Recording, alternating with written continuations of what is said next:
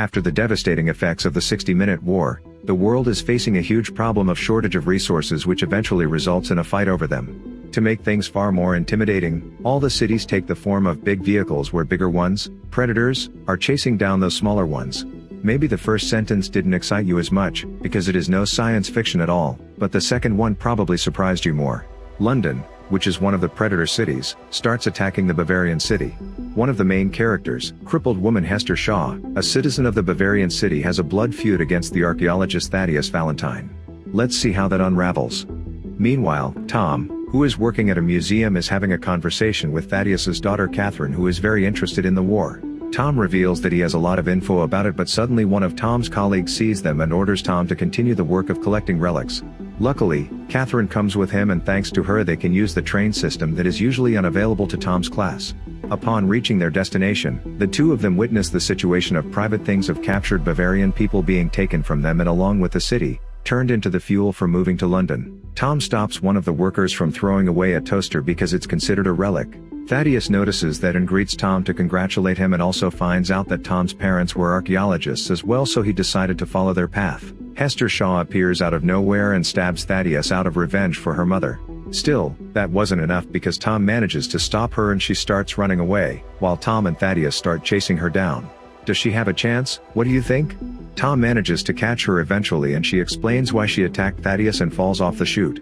Immediately when Thaddeus arrives at the scene, Tom shares their conversation with him, and Thaddeus kicks him off the chute to silence him. "Come on, man, he just tried to help you catch Hester, and this is how you thank him?" Thaddeus lies to Katherine about what happened and assures her that they will find Tom. What a malicious and cunning man he is. He also discovers that Hester belongs to the group called anti-tractionists that are against the idea of moving cities due to their devastating effects on resources. Afterward, Thaddeus's assistant informs him about one prisoner who repeatedly talks about Hester, so he decides to visit him. Just wait till you see how the prisoner looks. Upon coming to the prison that is located in the middle of the sea, Thaddeus meets the prisoner, who appears to be a cyborg, and finds out that he plans to eliminate Hester when he comes out. For that reason, Thaddeus orders the shooting of the prison, which makes the cyborg break free. Yeah, Thaddeus, why would you do it if you can have someone do it instead, for free? At the same time, Tom and Hester are alive and well and are walking through the wilderness just before they run across the scavengers who try to hunt them down. They somehow manage to escape, but with consequences, as Hester gets wounded by a harpoon. Luckily, underground scavengers in a huge moving machine help the two of them, or do they? Let's find out. Scavengers promise to take them to the trading city, and Tom and Hester end up spending a night together in one of the rooms. Additionally, Hester opens up to Tom and tells him about her sad life story. A series of interesting and unbelievable events are about to occur, so make sure you continue watching the video. Katherine meets with one of Tom's colleagues who witnessed everything that happened between Tom, Thaddeus, and Hester, and he tells Katherine about it. Not only that, but it looks like Thaddeus is up to something no good, and the two of them begin their search for it together. Merely, Tom and Hester realize that their vehicle is not moving in the right direction. Oh, it sounds like you guys were tricked. They end up on some kind of slave auction, although it looks like it was better for them to be caught by the scavengers. That might not be the case, see for yourself. A mysterious woman, called Anna, wins an auction over Hester, but surprisingly starts shooting at the guards and shares the gun with Hester, who does the same, as she also frees Tom and they start running away. But the suspense builds up in the air as the cyborg also arrives at the scene, meaning that they are in big trouble. Come on, give them a break already. The two of them jump on a plane, but the cyborg does the same as well, although luckily Hester fires at him, buying them some additional time. On the other hand, Anna waits for Hester to come on board but tries to leave Tom behind, so Hester decides to throw him a rope and a knife to make sure that the cyborg doesn't come after him. After the successful maneuver, the three of them fly off but don't exhale yet, because the cyborg manages to follow them via another ship. Anna turns out to be Hester's mom's friend, and the cyborg turns out to be Anna's caretaker, who is angry at her because she broke the promise from her childhood. Back when she was a little girl, she made a deal with him to transfer her consciousness to the other cyborg built for her to delete any of her bad memories, but she ran away not long after. Is it really that big of a deal, dude?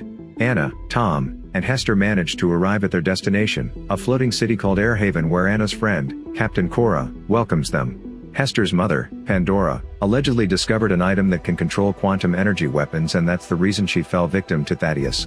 Finally, we found out, but don't stop watching now, cause the best is yet to come. Meanwhile, Katherine and Bavis enter St. Paul's Cathedral, and they are completely stunned by what they find out there. Supposedly, Thaddeus and his team are collecting dozens of military objects and are building a bizarre machine that eventually turns into a monster called Medusa. So let's see. Thaddeus needs a Medusa to destroy the last standing wall on Earth and to take other left resources behind it. Lord Mayor disagrees with that act, proclaiming it foolish, but Thaddeus shoots him. But maybe Tom and his group can prevent this, as Tom suggests that there must be a button for Medusa's self-destruction somewhere out there. But I think that they have some bigger worries right now. Did you forget that the cyborg has been following them the whole time? After they realize the same, the anti-tractionists and the cyborg engage in a huge fight. All of the crew members start shooting the cyborg, and they even end up throwing a bomb at him, which makes him fall out of the ship. But still, there is more to worry about, as the whole ship is now on fire and the crew starts evacuating from it using smaller aircraft. Just before entering Anna's aircraft, Tom and Hester encounter the cyborg once again. The cyborg attacks Tom, and at first sight, it looks like that is his end. Hester starts crying, which makes the cyborg let Tom go, before falling onto the ground because of the consequences of his wounds starting to kick in. He returns Hester her mom's necklace that he has taken from her years before. He starts shutting down while remembering some good moments he spent with Hester, making her cry even more. Oh, now you are a good guy, cyborg. The crew heads up to the preserved city of Shanguo, which is located behind the vast wall. Afterward, when they arrive there, they meet Governor Quan, who plans to attack the city of London first as a countermeasure, but Tom disagrees because of lots of potential innocent victims. Meanwhile, Hester is looking for Tom, who left somewhere out of despair. She realizes that the necklace she got from the cyborg is the switch for Medusa's autodestruction. But not for too long, as Medusa finally attacks the city of Shanguo. The first Medusa strike is very effective as it gives Shanguo a lot of damage, but Anna, Hester, and the others start heading toward Medusa with their aircraft to neutralize it. Sadly, all of the crew members fall victim to the Medusa except for Tom, Anna, and Hester. Not the epilogue we expected, but at least they have one more motive to destroy the monster. Anna drops Hester near St. Paul, while she lands on top of the church, leaving Tom in an aircraft. Anna neutralizes all of her opponents in the church, leaving only Thaddeus alive, and the two of them start a sword battle. Hester uses a moment of inattention and enters the control room, starting the destruction of Medusa. She manages to destroy it just before it launches the new strike on Shanguo, but bitterly Thaddeus stabs Anna, leaving only Hester and Tom alive. Afterward, Katherine meets her father once again and is disappointed by his actions. She additionally enters the cockpit just to hear Tom's trying to contact it and prevent the city of London from entering and destroying Shanguo. Katherine opens the door of the city for Tom to shoot the engine and stop the huge accident. Merely, Thaddeus attempts to escape using a plane that turns out to be tied by a rope and cannot fly away. After realizing it, he stumbles upon Hester pointing a gun toward him. Maybe it's time for some unresolved issues from the past. Thaddeus tells her that she is his daughter and exploits her temporary distraction by taking the gun away from her. On the other hand, Tom somehow destroys the city's engine, and the massive explosion allows Hester to take over the gun and attack Thaddeus with bare hands, scarring his face. Now, that's called revenge. He has the same face now. She jumps onto Anna's ship controlled by Tom, and Tom fires a rocket at Thaddeus's ship, making him crush on the ground, surviving the fall. But not for too long, as the city of London crushes him and stops immediately after that. We have a happy ending as Governor Quan welcomes the London people into his city, while Tom and Hester can finally breathe a sigh of relief and put smiles on their faces while heading in an unknown direction. What was your favorite scene from today's video? Let us know in the comments, and don't forget to like, share and subscribe to see our upcoming videos.